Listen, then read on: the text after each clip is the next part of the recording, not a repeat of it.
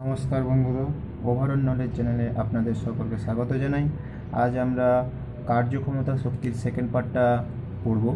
এরপর এবং আগের পর্যন্ত আমরা পড়ে নিয়েছি যে কার্য কাকে বলে, কার্যক্ষমতা সম্বন্ধে সব কিছু পড়া হয়ে গেছে। তো আজ আমরা পড়ব শক্তির পার্টটা পড়ব এবং শক্তির যে টোটাল কনস্ট্যান্ট থাকে, টোটাল ইউনিভার্সে যে টোটাল শক্তি কনস্ট্যান্ট, তো সেগুলো সম্বন্ধে আমরা আজকে পড়ব। শক্তি কাকে বলে বলেছিলাম? শক্তি হচ্ছে আপনার কার্য করার সামর্থ্যকে আমরা কি বলেছিলাম? শক্তি বলে। শক্তির ইউনিট সেম হয়, কার্যের যে ইউনিট হয় সেটা সেম হয়ে থাকে। তার মানে সিজিএস ইউনিট কত হয়েছিল? সিজিএস ইউনিট ছিল আপনার আর্ক, আর এসআই ইউনিট ছিল জুল, সেম ইউনিট। এবার শক্তিকে টোটাল আমরা কত ভাগে ভাগ করতে পারি? 8 ভাগে ভাগ করতে পারি। আর আমরা প্রথমেই বলেছিলাম যে শক্তির টোটাল শেষমেশ শক্তি সবসময় তাপ শক্তিতে রূপান্তরিত হয়। এবং টোটাল কত প্রকারের শক্তি রয়েছে? 8 প্রকারের শক্তি রয়েছে। কী কী শক্তি রয়েছে? যান্ত্রিক শক্তি, শব্দ শক্তি, রাসায়নিক শক্তি, পারমাণবিক শক্তি, তাপ শক্তি, চুম্বক শক্তি, তড়িৎ শক্তি এবং আলোক শক্তি। এরপরে প্রথম থেকে ডিসকাস করি। আমরা বলি যান্ত্রিক শক্তি কাকে বলে?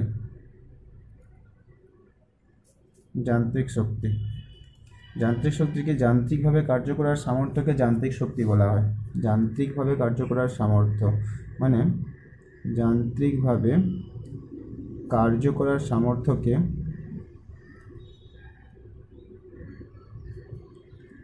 বলে যান্ত্রিক শক্তি। যান্ত্রিক শক্তি কত রকমের হয়? যান্ত্রিক শক্তি 2 প্রকারের হয়। একটা রয়েছে স্থিতিশক্তি আর একটা রয়েছে গতিশক্তি।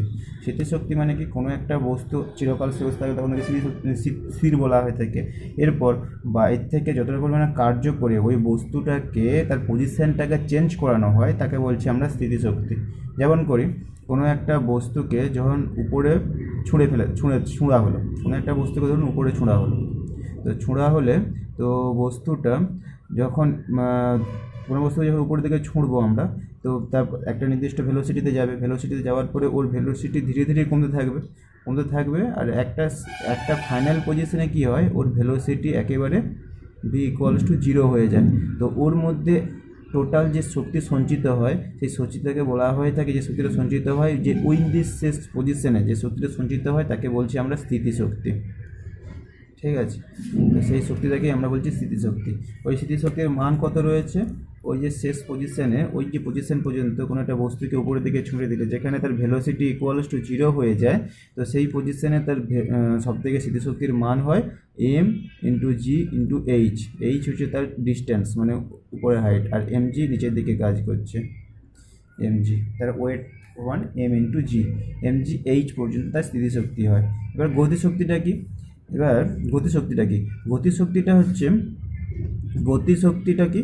গতিশক্তিটা হচ্ছে তোমার ধরুন কোনো একটা বস্তু, গতিশক্তিটা হচ্ছে কি?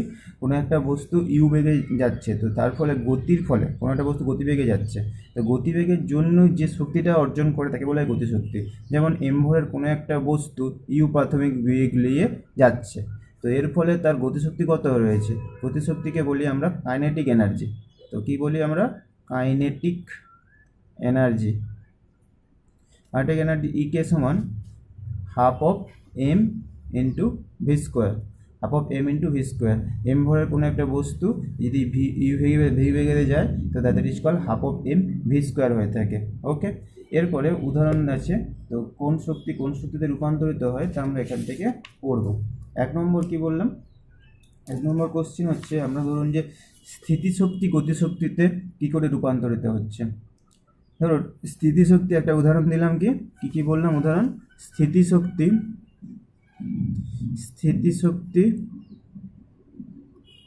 গতিশক্তিতে রূপান্তরণ, গতিশক্তিতে রূপান্তর। এর উদাহরণ একটা দাও। এর উদাহরণ কি? স্থিতিশক্তি গতিশক্তিতে একটা রূপান্তরিত হয়। একটা উদাহরণ হচ্ছে কি, ধরুন একটা দম দেওয়া ঘড়ি রয়েছে। দম দেওয়া ঘড়ি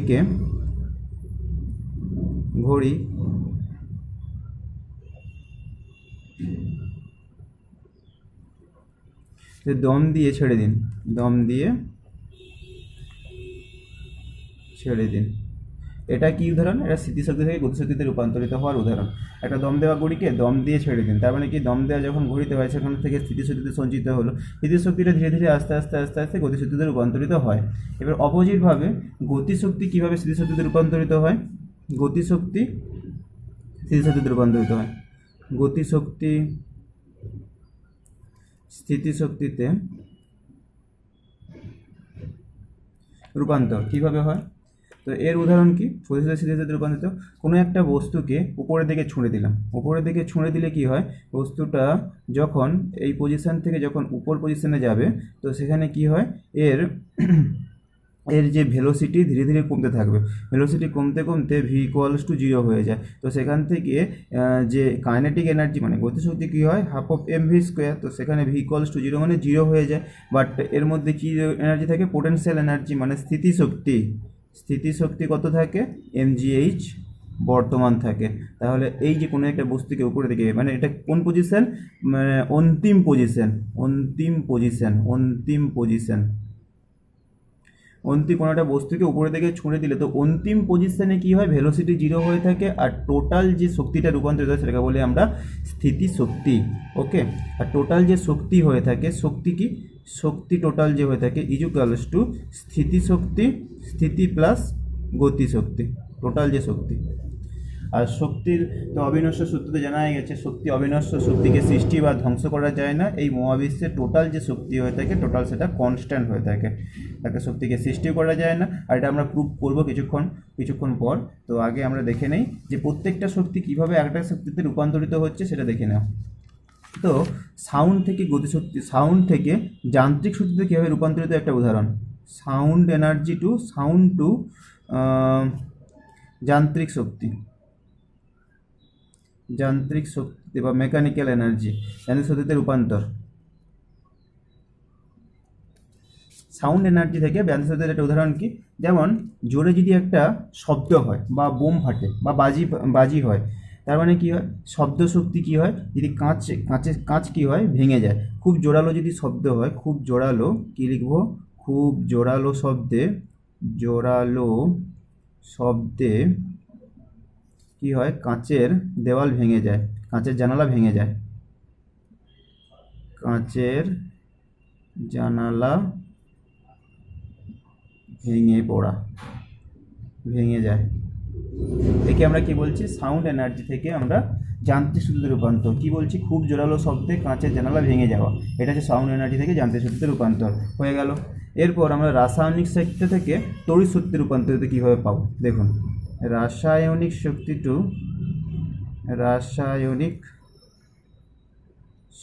থেকে তড়িৎ শক্তি, এটা সিম্পল। এটা কি, আপনি তো ঘরের মধ্যে দেখেছেন ব্যাটারি কি হয়, ব্যাটারি ঘরে যে ব্যাটারি রয়েছে সেই ব্যাটারিগুলো কি রাসায়নিক শক্তি থেকে তড়িৎ শক্তিতে রূপান্তরিত হচ্ছে। ঠিক আছে, ব্যাটারি বা ইনভার্টারের যে ব্যাটারিগুলো সেগুলো সবই রয়েছে রাসায়নিক শক্তি থেকে তড়িৎ শক্তি বা ফটোভোল্টিক কোষ যেগুলোকে বলছি আমরা, রাসায়নিক শক্তি থেকে তড়িৎ শক্তিতে রূপান্তর। এবার হচ্ছে পারমাণবিক শক্তি থেকে কী রূপান্তরিত হচ্ছে, পারমাণবিক শক্তি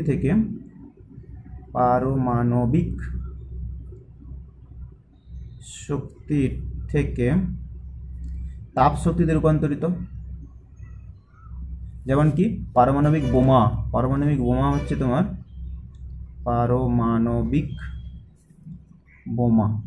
এটা হচ্ছে পারমাণবিক শক্তি থেকে তাপ শক্তি। এবার যদি বলে পারমাণবিক শক্তি থেকে তড়িৎ শক্তি, তখন হচ্ছে পারমাণবিক বিদ্যুৎ।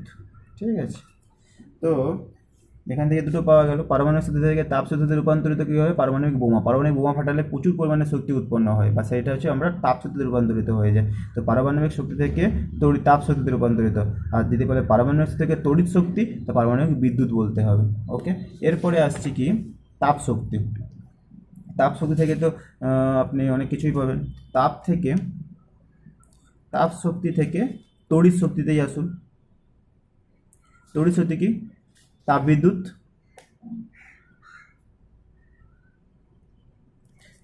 হচ্ছে কি, তাপ শক্তি থেকে তড়িৎ শক্তিতে রূপান্তরিত। তাই কি হচ্ছে, তাপ শক্তি থেকে তড়িৎ শক্তিতে রূপান্তরিত কি, তাপবিদ্যুৎ। এরপর আসুন চুম্বক শক্তি। চুম্বক শক্তি থেকে তড়িৎ শক্তির একটা উদাহরণ কি রয়েছে? চুম্বক শক্তি থেকে তড়িৎ শক্তি কি রয়েছে? চুম্বক শক্তি থেকে তড়িৎ শক্তি কি রয়েছে? ডায়নামো। ডায়নামো বা আমরা বলতে পারি জেনারেটর বলতে পারি। তো আমরা চুম্বক শক্তি থেকে এটাকে বলি আমরা তড়িৎ শক্তিতে রূপান্তরণ। এরপরে কি রয়েছে? তড়িৎ শক্তি। তড়িৎ শক্তি থেকে যে রূপান্তর হয় অনেকভাবে রূপান্তরিত হয়। তড়িৎ শক্তি থেকে কী রূপান্তরিত হয়? তড়িৎ শক্তি থেকে ধরুন তড়িৎ শক্তি থেকে তাপ শক্তি, ধরুন কী হয়েছে? তড়িৎ শক্তি থেকে তাপ শক্তি, হিটার। তড়িৎ শক্তি থেকে ধরুন কি দেখব, তাপ শক্তি দিলাম, সেটা রয়েছে হিটার। তড়িৎ শক্তি থেকে যান্ত্রিক শক্তি যদি ধরি, যান্ত্রিক শক্তি তো ফ্যান, তাই তো। তড়িৎ শক্তি থেকে লাইট শক্তি মানে আলোক শক্তি কি রয়েছে? ল্যাম্প, তাই তো। ল্যাম্প রয়েছে, ফ্লোরোসেন্ট ল্যাম্প, যে কোনো ল্যাম্প মানে যেগুলো বৈদ্যুতিক বাতি যেগুলো রয়েছে সেগুলো তড়িৎ শক্তি থেকে। লাইট শক্তি রয়েছে, আর কি রয়েছে? তাপ শক্তি, যান্ত্রিক শক্তি, লাইট শক্তি, আরও কত কিছু হয়ে থাকে তড়িৎ শক্তি থেকে, ঠিক আছে। এরপর আমরা আসছি আলোক শক্তি। এবার যদি বলে আলোক শক্তি থেকে তড়িৎ শক্তি, আলোক শক্তি থেকে তড়িৎ শক্তি উদাহরণ কি একটা? আলোক শক্তি থেকে তড়িৎ শক্তির উদাহরণ কি? আলোক শক্তি থেকে তড়িৎ শক্তির উদাহরণ রয়েছে সৌরকোষ বা ফটোভোল্টিক, পিএইচও, ফটোভোল্টিক সেল। এটা আমি কি বলি? আলোক শক্তি থেকে তড়িৎ শক্তির রূপান্তরণ।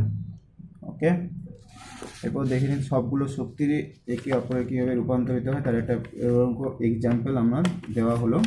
এরপর আমরা প্রুফ করব শক্তির অবিনশ্বর শক্তির প্রুফ করব। শক্তির অবিনশ্বর সত্য কী বলেছিল? শক্তি অবিনশ্বর। শক্তির অবিনশ্বর সত্য কি? শক্তি অবিনশ্বর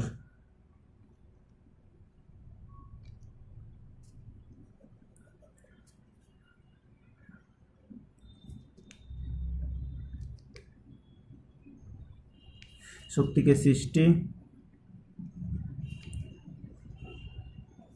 বা ধ্বংস করা যায় না। এই মহাবিশ্বের শক্তি কি হয়? কনস্ট্যান্ট মানে ধ্রুবক। তাহলে এটা তো বলে নিলাম, কিন্তু এর প্রুফ তো আমাকে করতে হবে। কি বলেছি? শক্তি অবিনশ্বর, শক্তিকে সৃষ্টি বা ধ্বংস করা যায় না। এই মহাবিশ্বের শক্তি কনস্ট্যান্ট, তো বলে তো দিলাম, কিন্তু শক্তিটা কীভাবে প্রুফ করব যে শক্তিটা হ্যাঁ সত্যিই কি অবিনশ্বর না সত্যি তো প্রুফ করার জন্য সিম্পল একটা এক্সাম্পল নিলাম। এক্সাম্পলটা কী নিলাম? এটা নিলাম একটা ভূপৃষ্ঠ। ভূপৃষ্ঠ থেকে কোনো একটা বস্তুকে কী করলাম? উপরের দিকে ছুঁড়ে দিলাম। কী বেগে ছুঁড়লাম? ইউ বেগে ছুঁড়লাম। ওকে, এরপর ছোঁড়ার পর বস্তুটা লাস্ট অন্তিম পজিশন, এটাকে বলছি আমরা কি? অন্তিম পজিশন। অন্তিম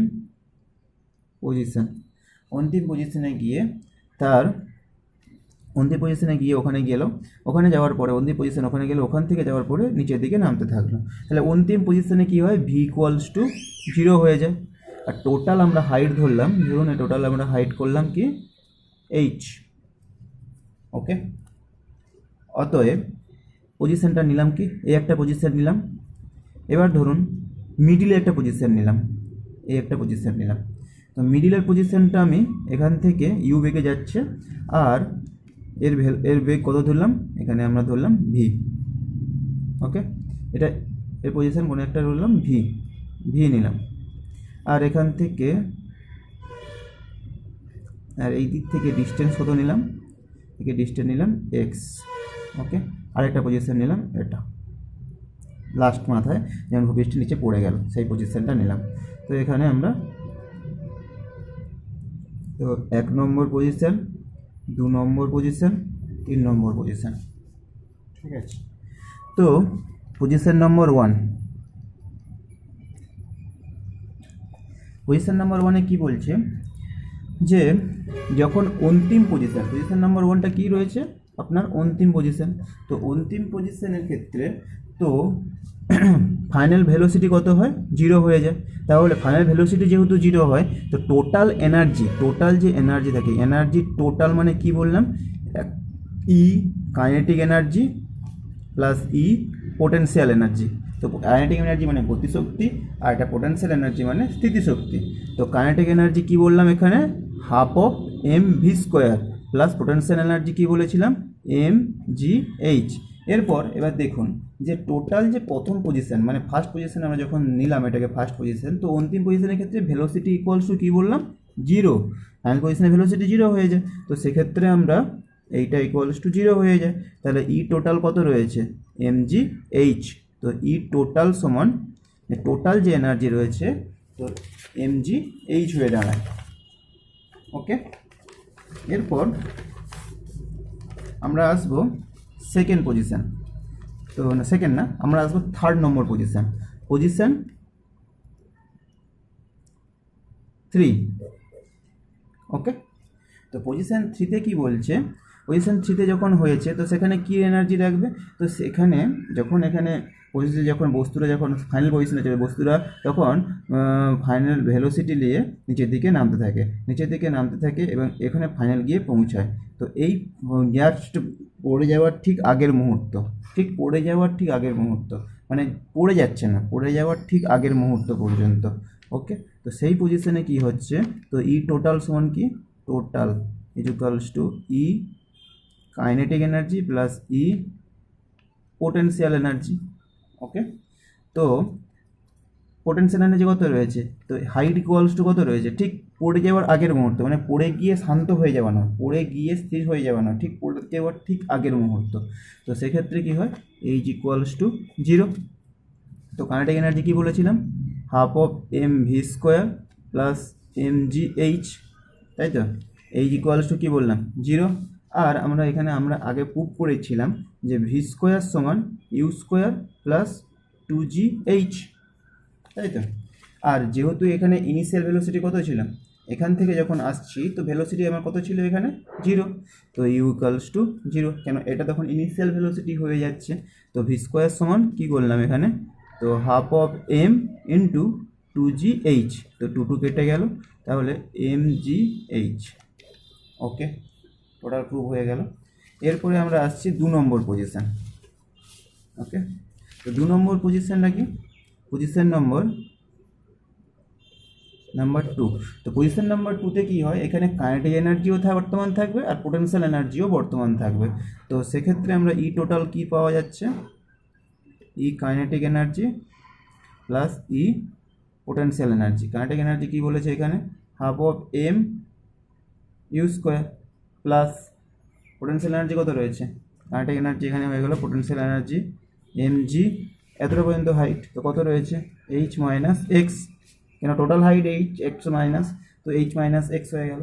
আর আমরা কি জানি, ভি স্কোয়ার সমান ইউ স্কোয়ার প্লাস 2g, এতটা পর্যন্ত ডিস্টেন্স কত রয়েছে, H minus X, 2gh minus X না, স্কোয়ার সমান U square minus 2gh minus X. তো ইনিশিয়াল ভেলোসিটি কত বললাম, ইউ ইকুয়ালস টু 0, কেন এখান থেকে যখন নামছে ইউ ইকুয়ালস টু 0 হচ্ছে। তো ভি স্কোয়ার সমান কী বললাম, 2gh মাইনাস এক্স। তো কত রয়েছে, M G H minus X, না এইচ মাইনাস এক্স কেন হবে, ভি স্কোয়ার সমান এটা এক্স হচ্ছে না, 2gx। ওকে, তো 2gx না ভি স্কোয়ার সমান U square plus 2gh minus X কেন হবে, টোটাল ডিস্টেন্স এখান থেকে এতটা, এক্স থেকে এখান 1 থেকে 2 নম্বর পজিশনে আসছে, তো টোটাল ডিস্টেন্স এইচ এক্স হচ্ছে এখানে, তো 2gx, তাহলে 2gx এখানে মাল্টিপল করলে তো mgx হচ্ছে, আর এখান থেকে আমরা mgh মাইনাস mgx।